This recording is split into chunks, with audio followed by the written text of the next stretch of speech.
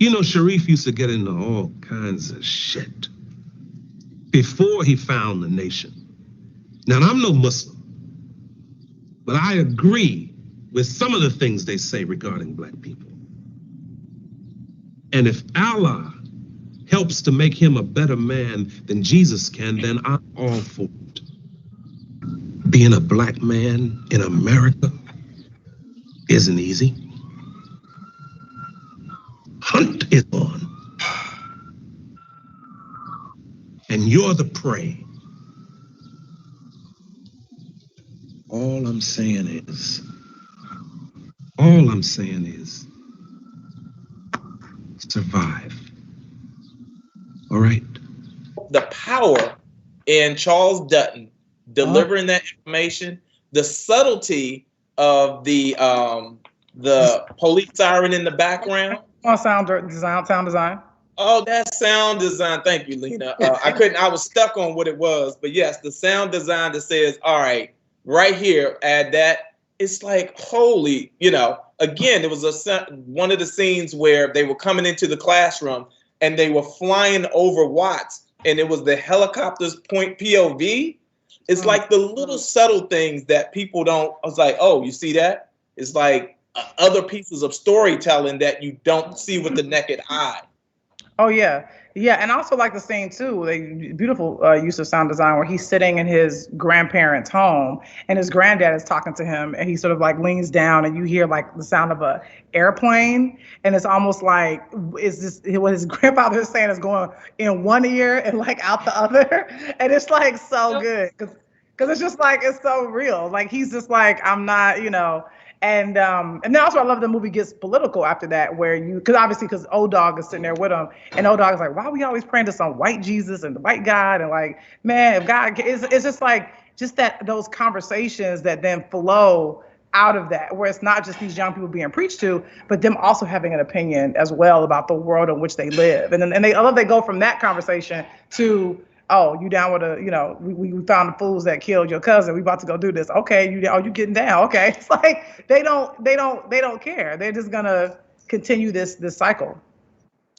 Go ahead. And the fact that the grandparents are watching, is it A Wonderful World or whatever? It was heartbreaking.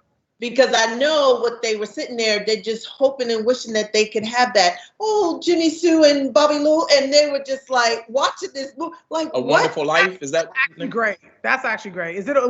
It's a Wonderful Life? I think it was A Wonderful Life. I don't know what it was, but it was just so, what you would aspire your family to be. The two little kids and the dad running in, and they're sitting there watching this and I feel like he's like, are they seriously watching this shit? Because in his mind, I'm assuming life could never be that. You know what I mean? It's a fairy. Well, it's the juxtaposition between A Wonderful Life and Life in the Hood, which is chaos. That's the juxtaposition.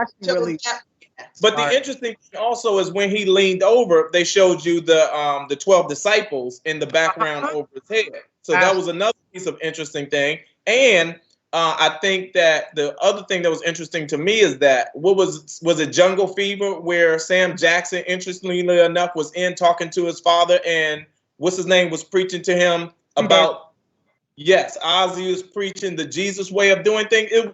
It's the same thing. Oh yeah, it's as a savior for the black problem in the hood.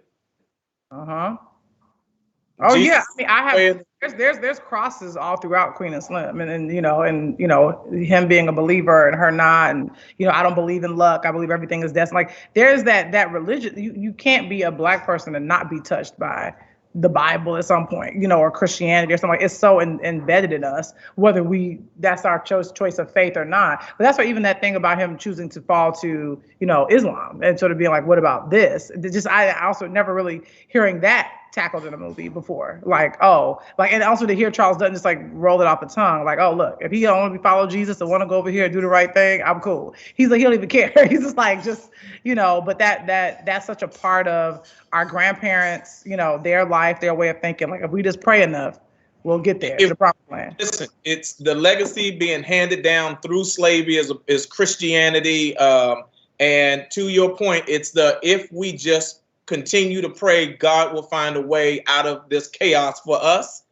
And, you know, it was done so well in this film that I'm glad, you know, this was, again, I know it was one of the movies that you suggested. And there was a couple of other people, somebody that you shouted out also suggested it. Markel, who also just said something to me. He just texted me. He said, if you think of O-Dog and Kane, both wear crosses throughout the film. Oh, wow. Which is an important thing for me, for Daniel's character, Slim, to wear one in Queen of Slim. But that was because I wanted to be, you know, he also prayed before he eat. I wanted to show that he was a very religious man. Sure. But the crosses in the hood are just almost like rims. Yeah. It's like, you know, it's like, yeah, put on my cross before I leave the house and go do some dirty work. You know what I mean? It's like the juxtaposition is hilarious.